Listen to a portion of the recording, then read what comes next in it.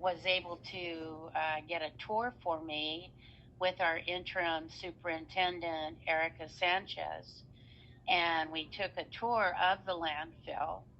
And it's very obvious that, they are working on trying to keep it as safe as possible. But the bottom line is that there will be extensive traffic going in front of the school by the trucks. And then,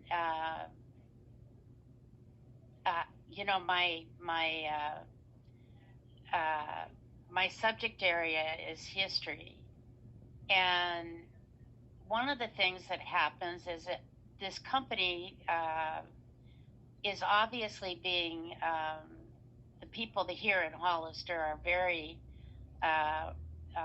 well spoken and obviously know their job, and I'm sure they will make it very profitable.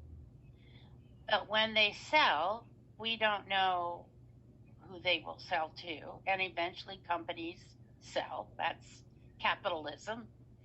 And then we have no guarantees, and we're dependent upon the government to make sure that things are done the way they're supposed to be done. And we all know from previous experiences that the government does not do their job in regulating. I'm going to use the word PG&E. Entities that are supposed to be for service.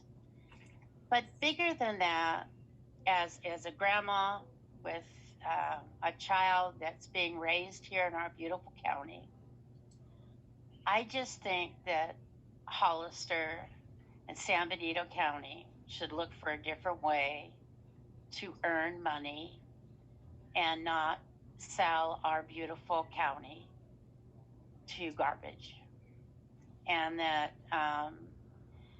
yes, they said we'd have to be a transfer station. Well, that's okay. I lived in Santa Cruz County, and we dealt with a transfer station. I just think that we are not looking long-term.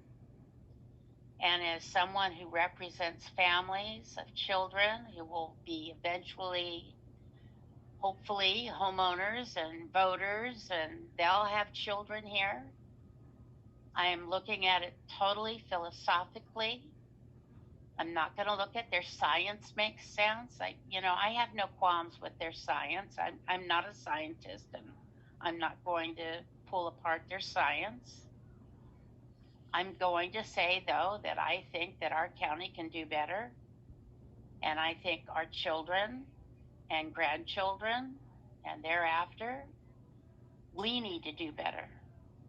And I just think that we're selling our children short, and that our children deserve better. And we should not sell our legacy of our beautiful county for garbage. Thank you, Ms. Chris. Any other members of the committee would like to speak on that item? Yes, Chairman Resendez, I'd like to speak a little bit to the subject. Go ahead, sir. Thank you. I'm going to address a lot of things here. It might take a few minutes. I just want to say that one of the hardest things for any political body to do is to cite any one of the following entities: a homeless shelter, and we just discussed that 5 minutes ago; airports, prisons, jails, hazardous waste facilities, and landfills. I would also add that occasionally elected officials even lose their jobs over citing issues. But the problem is that landfills are a critical part of our public health and environmental health. A safe place to dispose of household and industrial waste will save almost as many lives as a good hospital stocked with doctors and nurses. What many people forget is a modern sanitary landfill is a critical part of public health. The average American produces 4.5 pounds of waste per day every day, 365 days a year. If you do the math, that's about $1,700 per person per year. As one philosopher said in about the year 14 AD, we have met the enemy, and it is us. In our consumer-oriented packaging society, the packaging is often overly engineered and poorly designed. It's often a larger part of what we try and recycle. So that needs to be taken into account. Anyone who objects to the location or expansion of the landfill, I feel, needs to present viable options that are economical and meet our needs. The location of the landfill affects both cities and the county and the carbon footprint of everyone who lives in the county. I go to the John Smith landfill maybe once or twice a year, and I drive out there on John Smith Road. By the way, it's one of the nicest roads in the county now, and I don't see the school that Ms. Grist is talking about. I really don't. I drive on the road and I see a few cows, a few horses, and a few houses, but I don't see a school. So, and I know the expansion is going to extend out towards Santana Ranch. I know the school's there, but I would suggest that not all of the expansion is going to be used as a landfill. So anyway, if the landfill were to move further out, that would actually increase the traffic, the noise, the carbon-based fuels used to transport the waste. The prices we would pay would go up and rise considerably due to the increased time and resources involved to transport the waste.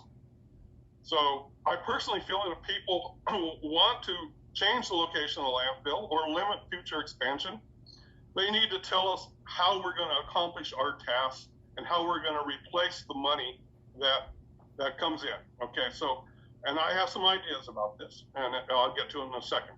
Lost income from out-of-county waste would need to be accounted for and replaced. Road improvements are not cheap and has been put off for far too many years in this county. I'm going to say that in the last 2 years, more roads have been improved than in the previous 10 years altogether. Now to the costs. The average tipping fee, which you might call a dumping fee, for non-RCRA waste in Northern California is between $50 to $60 per ton at the landfills in Northern California. The price for our in-county waste is $45 per ton, and for our out-of-county waste is $28 per ton. That last figure, $28 per ton, is a horrible figure. That means we are leaving money on the table that we could get for better roads, a better landfill, homeless encampments, better parks, recreations. It's my strong recommendation, and I fully realize that Waste Connections controls that cost, but we have a contract with them. The contract extends for 30 years and includes closure money and all that. We can amend or adjust that contract so that the tipping fees are competitive with the rest of the Bay Area. And then we can use that money in San Benito County to make our county a much better county. We also need what's called a MRF, which is a materials recycling center, and that could be also cited at the place. We now take all of our recyclables to Marina. That's at a huge carbon footprint impact. And MRFs provide jobs to people, and they eventually ship all the recyclables out to the downstream vendors, and they sort it there. It's an industrial type of job. Believe it or not, they usually don't smell. They're actually clean operations. I've been in many of them. And it would fit nicely with our landfill out there with the expansion.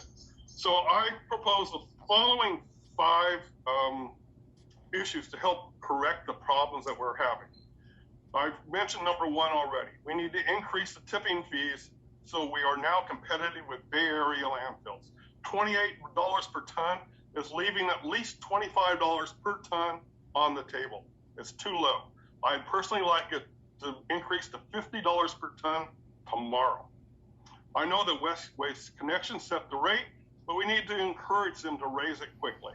The extra money needs to be divided, and this can be decided at the Board of Supervisors between Waste Connections and the county. Second, we need to encourage Recology to consolidate trips, to have fewer truck trips to to the landfill so we can cut down on traffic and noise. And that's what most people are complaining about. And I really feel I hear them, I understand that, but I'm going to suggest to you that changing locations of landfills or doing something else would actually make that problem worse. Thirdly, we need to replace the diesel-powered garbage trucks owned by Recology with electric-powered garbage trucks. They offer the following advantages. They are quieter, they are cleaner, they are less smelly, no diesel smell, and they are, for benefits for Recology, they are cheaper to run and have far less maintenance costs. The benefits to the community and less pollution and less CO2 emissions would be amazing. Fourth, we need to install a methane collection system and start generating electricity tomorrow. We need to do it now, not 2 years from now, not 4 years from now. We can use some of the money from the increased tipping fees to do this. We're expelling methane into the atmosphere every day, 365 days a year. Methane is 20 times more powerful than CO2 as a greenhouse gas. That needs to stop. And then finally, we can use the county can use the increased tipping fees to improve the roads all around the county and make everybody a little bit happier. Thank you. Thank you, Councilman Freeman. And I believe that the school that Ms. Grist was referring to is the new Rancho Santana School, which I think has the best staff in all the county, just saying. I'm sure it does. I absolutely agree. Mayor Velasquez, you have a hand up. Go ahead, sir. Yeah, thank you. And I wanted to let Ms. Grist know, make sure, she probably misspoke, but the city has no part of this. I meant the county. I'm sorry. Yeah, I just want to make sure because I think some people don't understand that. Right. And I do want to go a little bit further. The history of this is a little more complicated. I think we can all agree, Mr. Freeman, that the fee should be higher. The problem was several years back, the county entered into a deal with the company out there, and basically the company paid the county, and anybody from the county can correct me here, paid the county, I think it was somewhere between $3 to $5 million to let them basically do what they're doing. And in that deal, as I understand it, the Waste Connection, whatever it was, set their own rates. So basically the county was been paid off already. So the county's not getting additional dollars from this. So what they're doing there is by having a lower fee, they're getting more business. And this is what's going to cause or make necessary the expansion of the landfill. So it was short-sighted that has caused this problem. Short-term gain for a few dollars has really cost our community quite a bit because the roads have been destroyed all around because you have trucks coming from out of town to dump here because it's much cheaper. The company is not going to raise the rates and give this community more dollars. That's not how this works. They paid the county, as I said, several $1 million, which the cities did not get any part of, which was basically a bad deal for this entire community. So the issue is the expansion has to happen now because of this short-sightedness, which is putting extra stress onto our entire community. And at the end of the day, we all end up paying for it. It was a bad deal. Can things be improved if this agreement wasn't out there? Of course they could. And it never should have happened. And when it did happen, there was many people speaking against this, myself included, about how bad of a deal this was going to be and how much it would hurt our community. Should they capture methane gas and so on? Of course they should. There's a lot of things that should be happening. But under the deal that was struck, once again, the community got the short end of the stick there. So just expanding the landfill doesn't change much unless you can change some of those contract deals and really make sure it pays for our community. Thank you. If I may reply to the esteemed mayor, I did suggest that we change the contract. I know that it's contractual, but I also know that there's money set aside for closures, which is a big thing. I know we're trying for a hybrid system, which means where the county owns the land, but the Waste Connections company owns the operation. That, believe it or not, is very common within the industry. It's not, I'm not going to talk about how good or bad the deal is 5 years ago, what I'm going to say is we need to renegotiate it, particularly on the price. I'm going to suggest to you, Mayor, that if we increased our price from $28 to $58 per ton, maybe we wouldn't get the deluge of out-of-county waste coming to us. We would be competitive with everybody else, so we'd still get some, I guarantee you. Maybe that would solve some of the traffic problems that are, I feel, at the core of the people of the opposition, and so I'm just here to pressure county government. I have two county supervisors online. I'm going to ask them to look into renegotiating the amount of money that Waste Connections charges out of county waste. Should be an easy contractual amendment. Thank you. Thank you, Councilman Freeman. So we're up at 5:30. We're at the hour, folks. If we can take some comments from School Board Member Grist and then Supervisor Gonzalez, then we can take public comment so we can try to honor everyone's time. Go ahead, Ms. Grist. I just want to say one of the things is that this is all we're talking about other people's garbage. We're not talking about just San Benito County garbage. We have plenty of room for San Benito County garbage. It's the expansion is because we're taking other people's garbage. And so then you say to yourself, well, why can't Santa Clara County take their own garbage? And so we have to look at, there is room where they could take garbage, but they're choosing to get rid of their garbage and take it to us. So I think you need to think of things a little. This is to make money for us, and there are other ways for our county to make money. That's all I'm going to say. Thank you. Thank you, Supervisor Gonzalez. Go ahead. Yes, I find it interesting that both the city of Hollister and the city of San Juan, who you all say don't have any interest in this, can find all the solutions when you guys don't even have a full clue as to what's going on. First of all, we had a county employee that got us, and again, Barbara's on the line, and Selena's on the line, so is Mike, and both of them work with the RMA and the Integrated Waste Management, and I would have liked to have given them the opportunity to speak first. But anyways, you guys are all presenting these scenarios, and then Jan, I'm sorry, you bought into the area where you knew full well that there was a dump. Hold on, Jan, let me finish. It's my time, it's my floor. And Supervisor Gonzalez. Listen, let me finish. Please be respectful. This is my time. I am trying to explain, please. Madam Supervisor, I'm the chair. What I find interesting is that you go on a public forum and you say you're tired of politics, but you're here attacking not only the two cities within your county, but another committee member. Please refrain from making personal attacks, or you will not be speaking at this meeting. Thank you. As I was saying, everybody has solutions to the problems, but nobody knows exactly what's going on. We had a county employee that bound the county to this contract that I personally believe is an asinine contract, okay? I will give you all of that. But the county is bound to it. Everybody can say we can amend it, we can change it. No, we can't. The way that it was drafted, the way it was written, the county board of supervisors' hands are tied. And there's not enough room in the landfill as is. We are at the threshold where it has within 13 to 15 years life left.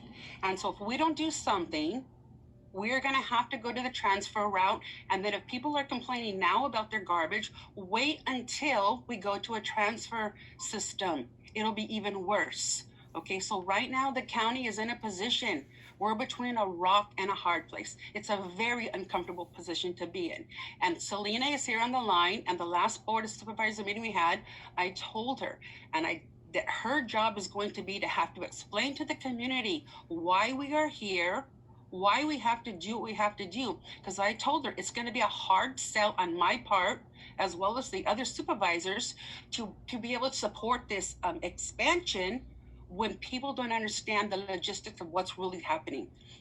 And so it's difficult, the place that we're in. And I understand you're on a time frame, but just understand, we do not have many options. You guys have great suggestions, but they're not options that are available to us. So I would like Selena and or Mike to be able to address the situation as it is. Because again, you guys have great suggestions, but they're not within our ability to take advantage of them.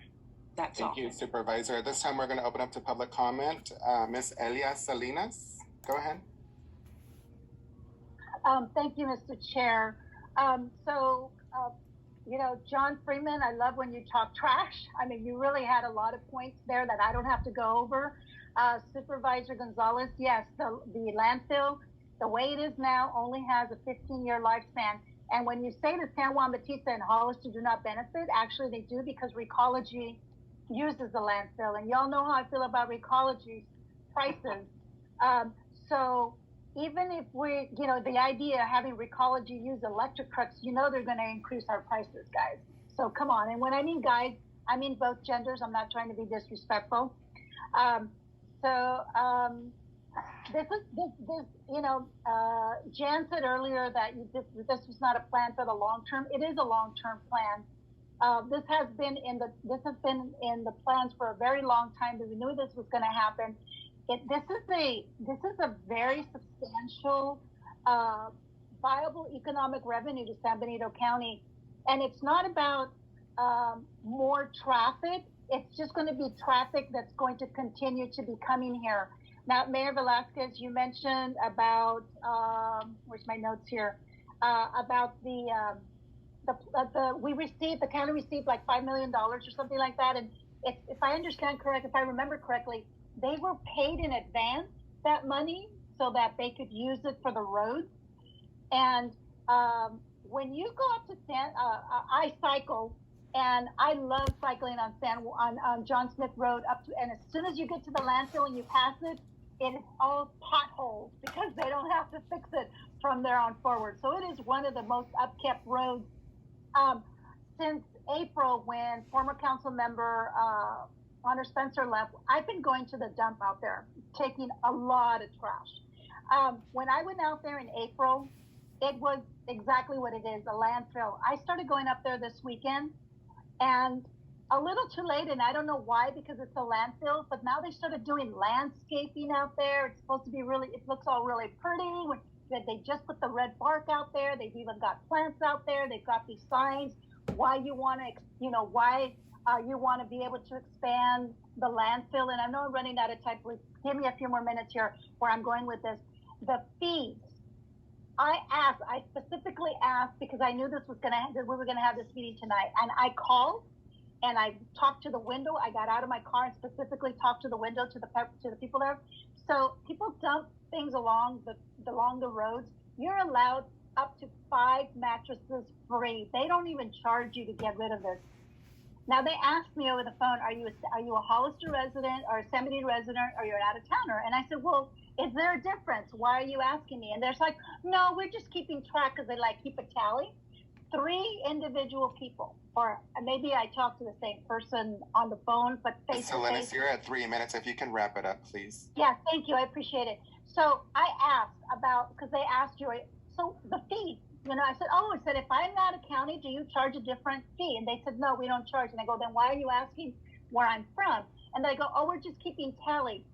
So I went on Monday, and there were out of town construction, insulation companies. There were landscaping companies out there. They were different, and they were not from San Benito County. And those people travel from over there to over here. Now I understand you say that there's a contract, but why are they telling me over the phone that they do charge a different fee, but when I get there, they tell me that they don't charge?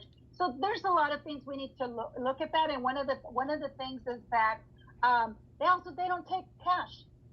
They only Thank you, Ms. Salinas. We're going to move on to the next speaker. Okay, thank you. Thank you for letting me speak. Ms. Christina